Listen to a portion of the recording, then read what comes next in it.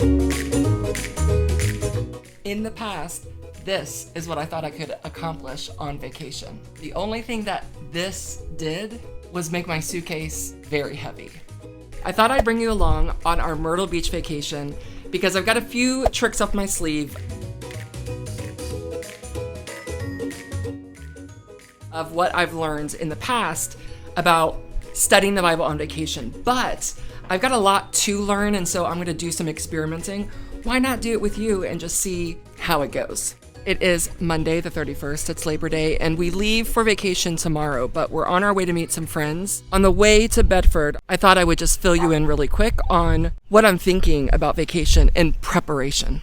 I have a friend who will pick an anthem out for every vacation she takes, so that as she listens to that song later in her life, it brings back all the memories of that vacation, which I think is just a fabulous idea. But since I am not a music person, I have decided that I'm going to pick a theme or a word. It's actually 2 words for this particular vacation. My reason for doing that is so that I have some point of focus. I have not told my husband yet what my word is.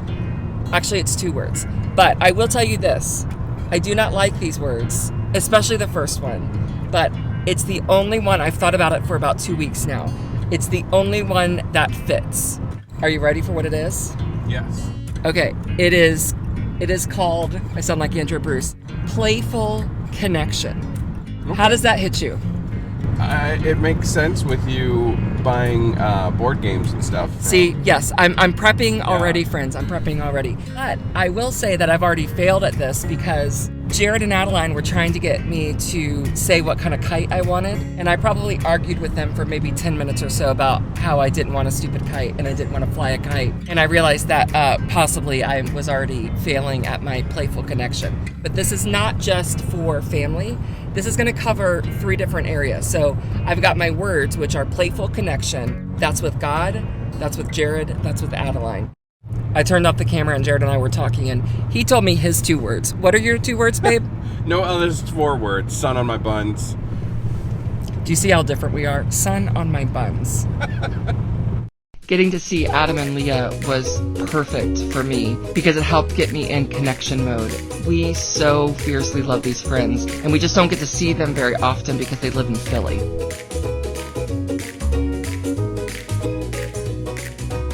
The next morning we started loading up, and because Adeline was driving on her own, Jared really wanted to pray for her before we left.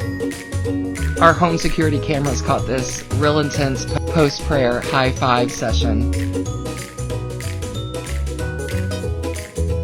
Yes, we're definitely a little weird. Before I go into what I've done to prepare for vacation, I want to make it clear that I'm not saying that you should do what I'm doing. I'm just telling you what I am doing in hopes that maybe it sparks an idea or 2 for you on your vacation that might be helpful. After sharing my vacation strategy with Jared, here's what he had to say about it. I do think it's kind of funny that you have to strategize having fun.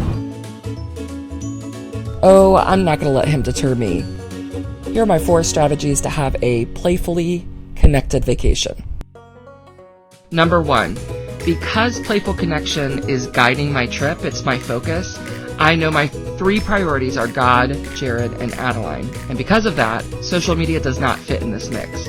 I have deleted all of my social media accounts, both on my iPad and my phone. Number 2, I'm reminding myself over and over to lower my expectations. I guarantee I will have to keep reminding myself this before, during, and even after vacation, that I'm just not going to get everything I hope to accomplish accomplished. And everything that I want to experience, I'm probably not going to experience. I'm reminding myself to relax and be present. Relax and be present, Melissa. This is definitely not my forte. Number 3, I'm dropping my normal Bible routine, which means I'm leaving my chronological Bible at home. I'm not planning on doing any scripture memory. I'm not even planning on doing my typical journaling. All of that I've left behind. It is a clear slate. What I have decided to do, though, is I know when I will be studying, which I'm going to leave it for late afternoons or early evenings, just because I know this will work out with our schedule. So that means that mornings and early afternoon will be devoted to Jared and Adeline. Number 4, I'm clearly defining how I will be playfully connecting with God, with Jared, with Adeline. I guess I should say that I have a plan, and a clear plan, but it will be a flexible plan. And even though it's a clear plan, I want it to be a fun plan, because remember, my words are playful connection. But how I plan to playfully connect with God is focusing on the book of Isaiah, and I'll tell you more about that in a bit. When we wake, hear the birds and see the sun. Side by side our fears are done.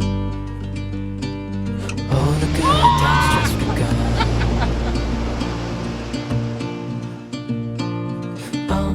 We know what we have, let's hold on tight.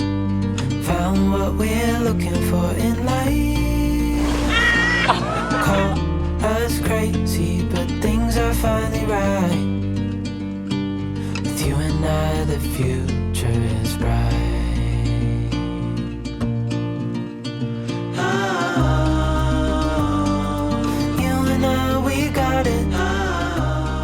They're gone. Do not get me wrong. We had the best day today. Probably the most fun I've had in, 2 or 3 years. Adeline and I were out on the beach from 9 a.m. to about 4 p.m. or maybe even a little after 4 p.m. It was a delightful day, number one. Playful connection with Adeline, a big old check mark for today. And now, with a very quiet house, I get to playfully connect with God.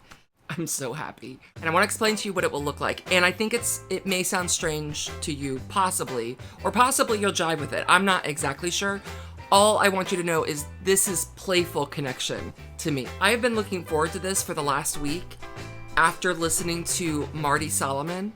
If you don't listen to any of his stuff, the Bema podcast or his YouTube channel, I really like this guy a whole lot. And I happened to catch a video of his, and he gave me some ideas I just had not thought about as far as ways to interact with the Bible. So, are you ready for it? I'm going to be cleaning up because I'm the kind of person on vacation I cannot stand like laundry not done or the dishes not done. Like, I need everything clean and in its place. And while I do that, I'm going to be listening to the book of Isaiah. And I'm going to be listening with a very specific intent. This is what I can't wait for. Based off of Marty Solomon's suggestion, I'm going to be outlining the book of Isaiah, but just using one word per chapter, my own summation, which who knows if it'll be right or wrong, but if I could boil down Isaiah chapter 1 in one word, what would that word be? It sounds like such a fun thing to do, and so that is what I'm going to start working on tonight while these people are out of the house.